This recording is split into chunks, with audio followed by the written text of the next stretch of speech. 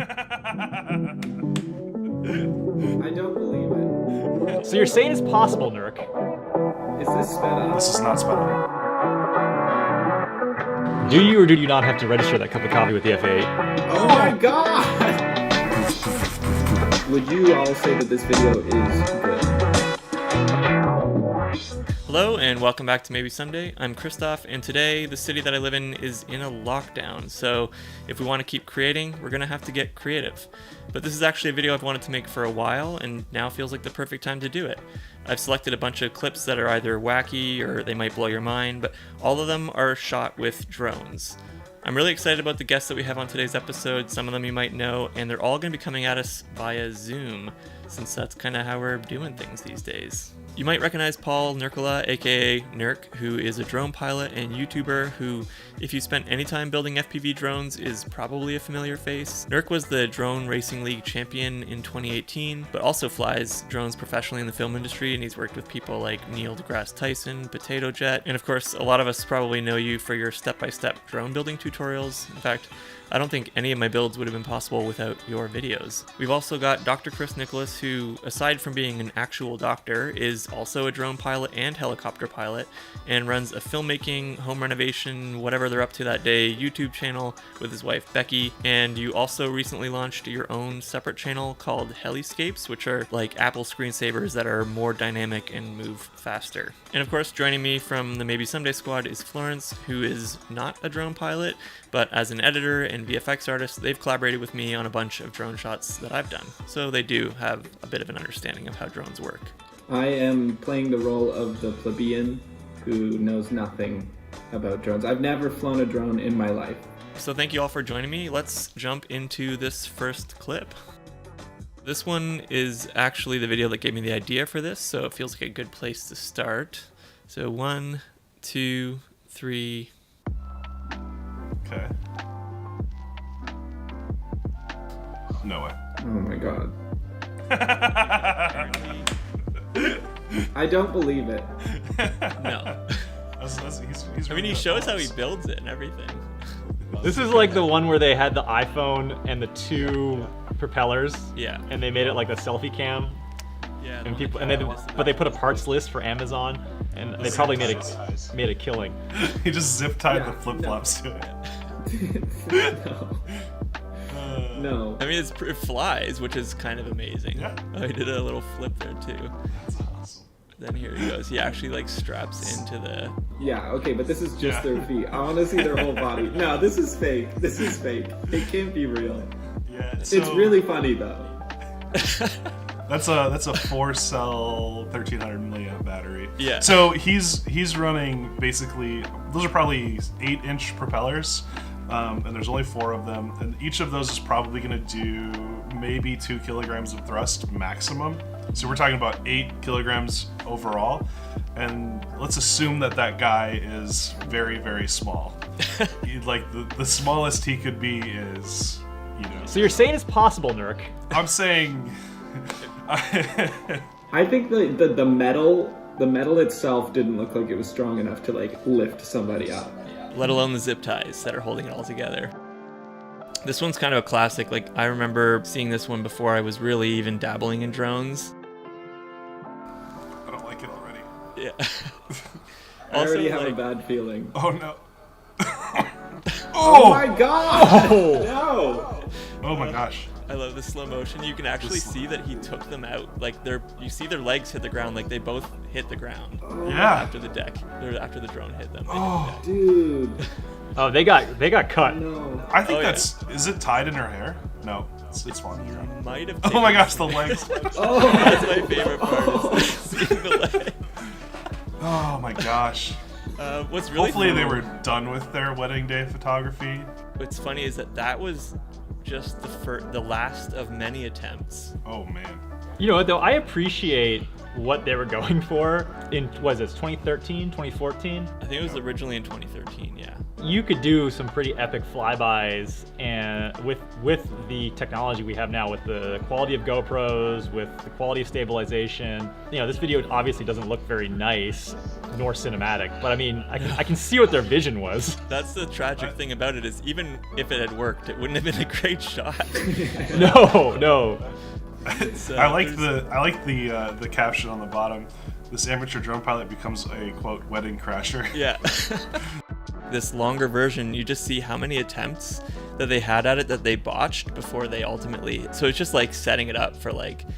What probably happened is this guy just got the drone and like barely knew how to fly it, and then obviously this is what happens. So they probably bought the cheapest drone they could, which was, of course, you know, a quote-unquote FPV style drone at the time, and barely could fly it. I remember when I was first getting into drone stuff, you'd get hired to do these like corporate videos, and every shot that they wanted you to do was a drone shot. Like, you know, putting the key in the ignition, they wanted a drone shot of that. And you're just like, this isn't what these are for. Like, there are certain things that drones are good at, and then there's certain things that you should leave, you know, to conventional cameras.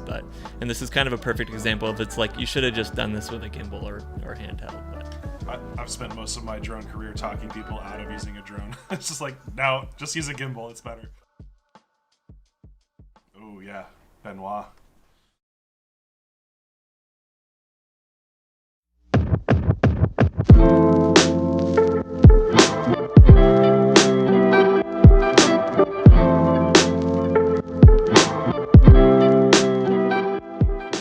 This is a guy called Benoit.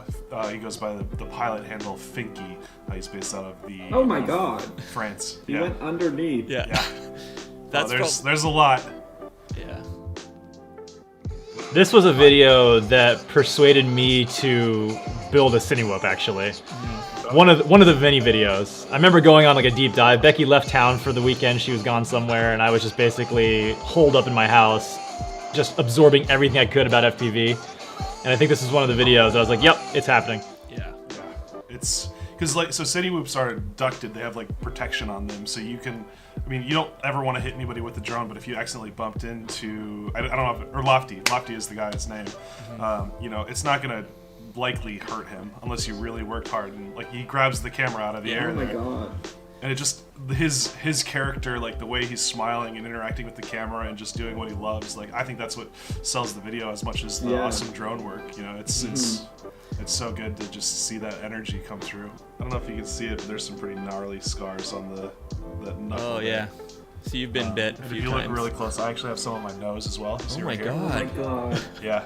Not What are you doing, not man? Just you know, you gotta get the shot. It's I've not gone to the hospital yet, but I've used a lot of super glue to put myself back together. You know, they always say when you put your drone on the bench, take the props off before you do anything.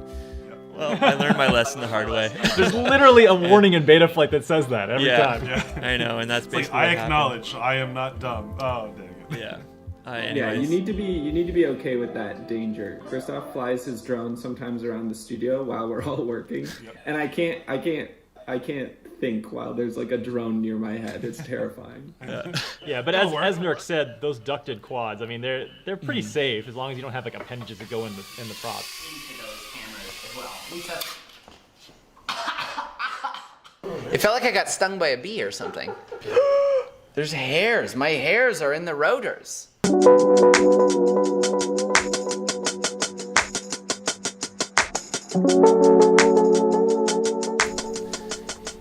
FPV down Yeah. a mountain. Starts off unassuming. It's interesting that they're not using real steady. Yeah, I've always noticed that, the shakiness and wondered I if bet that- you that they were on site. Oh, that's awesome. Oh my god. That's the part, like, I've watched this over and over Wow. again. I was like, did somebody catch it inside? But then he flies through the front window, and it's like, no, he literally just flew around. I think Inside. he just flew it around. Yeah, that's impressive flying. It's hard. It's Yeah. got to be like a naked GoPro. So like Yeah. Bev Aerials makes their own like dedicated naked like stripped down GoPro, small little micro ducted thing. I mean, you can see it being like messed up by the turbulence kind of behind the Kia, Yeah. and then he gets in the window and That's so locked in. It's got to be caught, right? It was caught. It was 100% caught because as soon as it went in there, it stuck. Yeah. Yeah. Watching. But I would wonder if that was a case of like this video, because you were saying it almost looks like it looks somewhat stabilized, but not stabilized aggressively like real steady. I wonder if this was a case of they handed it off to the post house, and the post house just didn't have a lot of experience with getting that stabilization and didn't realize that what tools existed, or maybe that's what they were going for. Who knows? When you're on car commercials, because they have experience with GoPros, they always ask you to shoot in linear mode, which is not supported by RealSteady. So I wonder if they got to set and they're like, "You're gonna shoot this in linear," and they're like, "You're not gonna have the stabilization that we usually use." Okay, and then they kind of that would be my guess as to what happened. This could be a controversial question in this specific call, but would you all say that this video is good? I think it's a scroll stopper. I think if your goal is to get people to look at a Kia and you're scrolling through Facebook, you're looking, you'd happened to have searched for a new car the other day, and all of a sudden you see this, you're going to stop and you're going to watch that, and now Kia is going to be planted in your mind. I think it's good from that aspect, absolutely. I'm impressed by the piloting of the drone, because I know that I probably would have to have, could I do it? Yeah. Would it take probably 100 takes to get it to the point where I was happy with it? Yes, definitely. Yeah. But I think that from a standpoint of the general public who don't even know that FPV drones exist, I think it's impressive. It was a cool shot, but I don't know how I feel about the car, or like whether I feel like it showed the car in its best light or whatever. But it's a very cool shot. Like, I have to admit, the camera work was cool. I think the thing that I'm the most excited about with it is that, hey, it's FPV, it's mainstream, it's something that would have probably aired on TV, and they're taking what is this kind of niche product and saying, we acknowledge that this is cool and we want to see more of it, and taking a risk to bring someone on to attempt to take that shot. And, I agree. And so, like, from my perspective, it's, hey, that looks like more work for everybody, Yeah, for sure. I just wanted to be controversial. I love it. It's a great question. So again, we got Finky here doing Cinewhoop masterclass stuff. It's just awesome. Yeah, but you don't know it. I like the editing already, the titles there. You can kind of see, like, now it's being held, now it's flying again, and then, it's such a good wipe. And I love the, like, hidden transitions like this here, too. It's just, like, goes above and beyond. And then this. Poof, poof, poof, poof. Ooh. So cool. Then it gets shot off of him. Damn. But to have the creative foresight to see that, like, the best way, or maybe one of the best ways to shoot this would be to get a tiny little drone, like, thinking through that sort of stuff is, like, that's what gets me really excited about stuff like this, is, like, just what new ways can we think of to tell the story of, a dojo or whatever. And the best way to do that is to get a drone. What? Why? Yeah. And then they come up with this, and it's just like, oh my gosh. This was one that so many people that I know that don't know anything about FPV were posting this video when it came out, because they just couldn't understand, how you did it. It was, like, clearly not done on a gimbal, because they're going, like, through people's legs and everything. But so I think that one blew a lot of people away. Yeah, I was super impressed by a lot of that. And my litmus test basically is, if I look at something and say I could not produce that, it's outside of my skill set, then I'm impressed by it. And this is definitely one of those pieces. I mean, if we have to, like, critique anything, there are some areas where there's some, you can see very RealSteady specific artifacts in some of the wobble, the camera wobble in some of the areas. But I mean, like, the average viewer, I don't think is ever going to notice anything like that. And from a technical standpoint, not just the piloting, but also the hidden cuts, the choreography, the planning that went into it. Yeah, very impressive piece. Yeah. You can do gratuitous drone stuff for the sake of gratuitous drone stuff, which I'm all about, but at the same time, it's not what always, tells the best story. I think that's what they've chosen to do here, is find the balance. This case, this is one of those rare instances where a drone film is literally an actual film. It's not just a cinematic montage to to music. Yeah, yeah, absolutely. It was the right tool for the job. Like no other camera or mount would have been able to do that. Yeah. So it's kind of unassuming. Like if you've seen drone shots, you're like, oh, it's just a guy one-wheeling through a forest. It's really cool already, though. Yeah, but you would assume that somebody's piloting the drone because it's doing a fairly good job of keeping him in the frame and avoiding obstacles. And what's crazy is if you know what the Skydio is, it's a fully autonomous drone. It doesn't even come with a controller. You take it out of the box and it just you press the button and it just launches up. What are you doing? What is happening? Why is it doing that? What is happening? What are you doing? It's kind of terrifying how good of a job Oh my it does God. of tracking with him through a pretty tight area of forest. You can definitely see it thinking, like it doesn't like always transition from one movement to the next. But I mean, the fact that it's a consumer piece of electronics that I don't know what Skydios cost, but let's say less than $2,000. Yeah. That is literally flying through the woods in 3 dimensions, keeping somebody in frame, getting shots. Yeah. It's Yeah, awesome. and from an editing standpoint, there are moments that are great. Oh, like yeah. even if there's an adjustment period, like you have those really good shots. Like there's some really solid spots in here. Yeah, and if you threw a tracker on his hat or something, you could probably smooth that out a little bit more, make it Now, feel a I little less assume robotic. because you are all drone pilots, does it stress you out not having a remote? Like the idea of not having a remote and just letting the thing do whatever? From my perspective, I would probably try to do dumber stuff than the drone is doing. So maybe this is a little bit more relaxing to me because it's not like, oh, this would be really cool if we hit this gap and dove down from the canopy and then tried to go through his legs, where this is kind of just like, let's just stay in the most open spot possible. Yeah. So like, I might stress myself out by flying, so. For me, it's like another tool in the toolkit kind of thing. There is a place for autonomous stuff, like especially the backward tracking stuff that it does is like you just can't really do that with a DJI drone. You can do it with an FPV drone if you put a camera on the back of it. I feel like they poured so much tech and research into like nailing this ability to track and follow. It amazes me that they just couldn't like go the extra little bit, like the last 10%, and get the camera movements totally stable. Like it just seems like that's a problem that's already been solved through other tech that exists.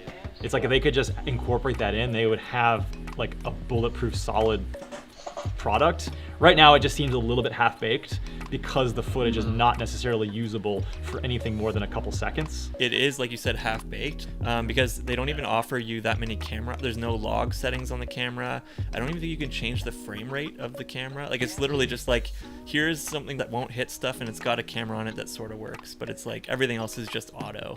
I wonder if there's some sort of like machine learning aspect to it where they're like, let's get these out, get them in the hands of users, and as they encounter situations that they couldn't predict in the lab, they're taking all that information, bringing it back, and kind of digesting it as a whole, and then using that to make the drones better, and then the camera comes second. It's kind of like the Tesla model, right?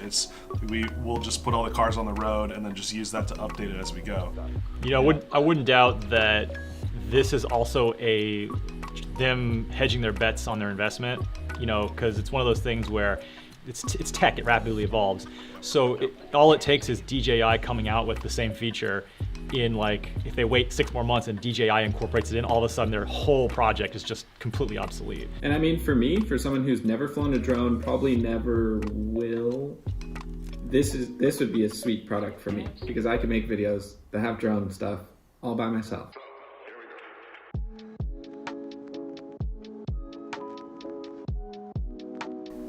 Oh my god. I'm very intentional about not watching Min Chan Kim videos because I don't want to feel bad about myself. It's humbling. Is this sped up? This is No, not sped this up. is real time. So what we're watching is What the Florence. This is hell? like, it's the DVR. It's like what you're seeing through the goggles because essentially you're flying as light of a quad as possible when you're doing this kind of stuff so that it can move so nimbly.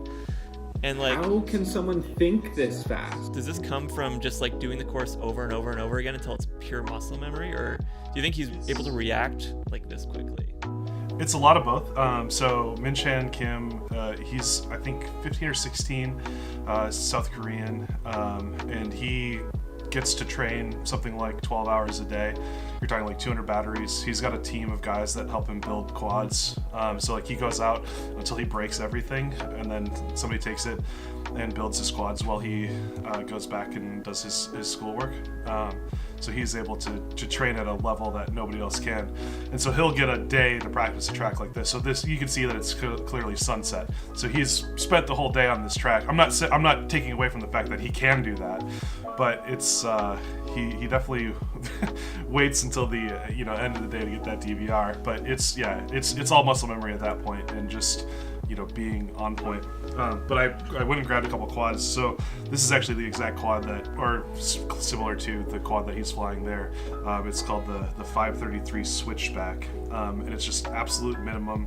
He probably doesn't have these plates on here even, and there's absolutely no wasted weight. There's nothing like getting in the way of aero. He probably doesn't have this thing on here. This is like a Insta360 Go carrier, and so it's absolute just mad power. It should have something like a 12 or 13 to 1 thrust to weight ratio, where this thing weighs about 400 and some grams, and then he flies it at just at full throttle at all times.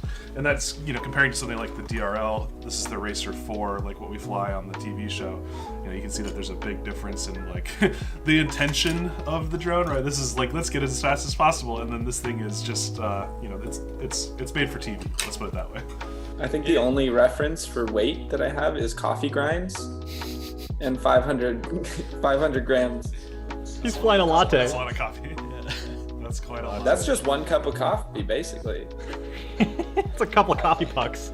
Do you or do not you not have to register that cup of coffee with the FAA if it was a drone? So that video, it was amazing because it's so fast that you can actually see, was it Nyquist frequency, where you start losing the ability to discern motion because of your sampling rate being too low? Like he was approaching that when he went around some gates. There was literally like 2 frames, the gate was there and gone. So there's a lot of mental interpolation that's going on probably for him as well, and I think muscle memory definitely plays into it. But no doubt that kid is skilled for sure. I can't fathom any drone racing. I've never had an interest in it personally, because it takes your level of your stick skills have to be off the charts to be able to even do it.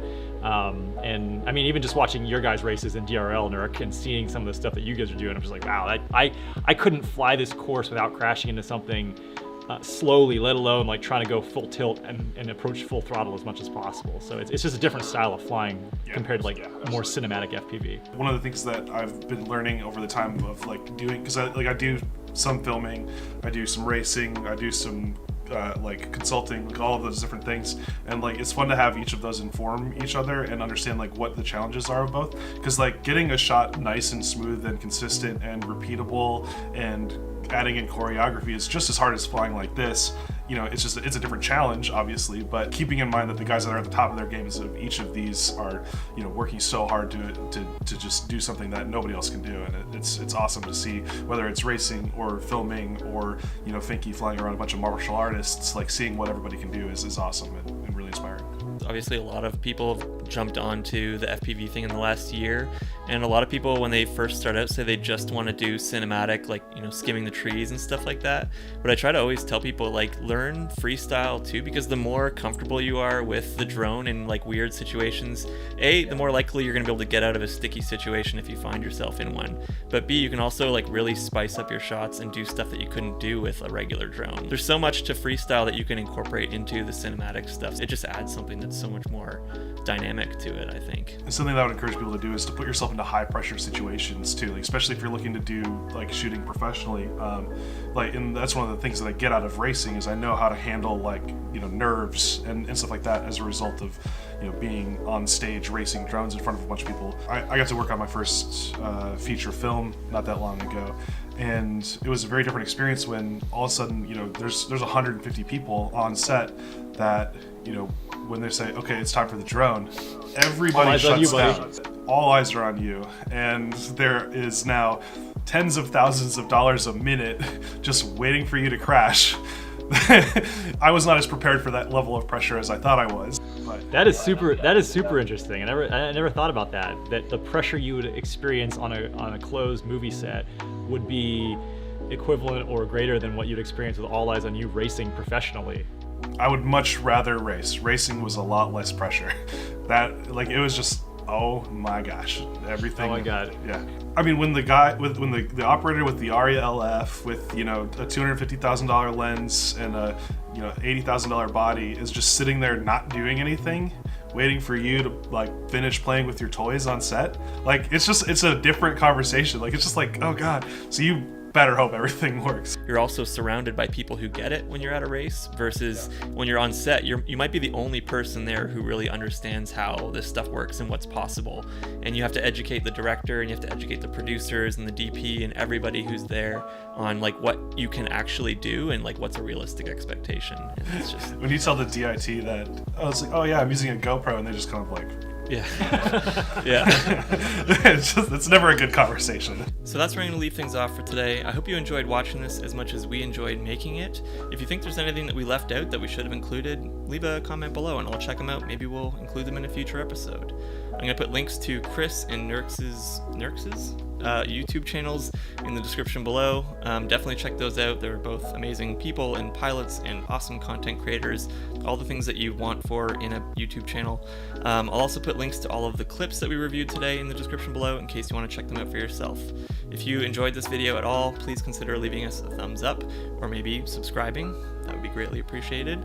Otherwise, I'll see you on the next one. I'm Christoph, and maybe someday I won't be making videos from my closet.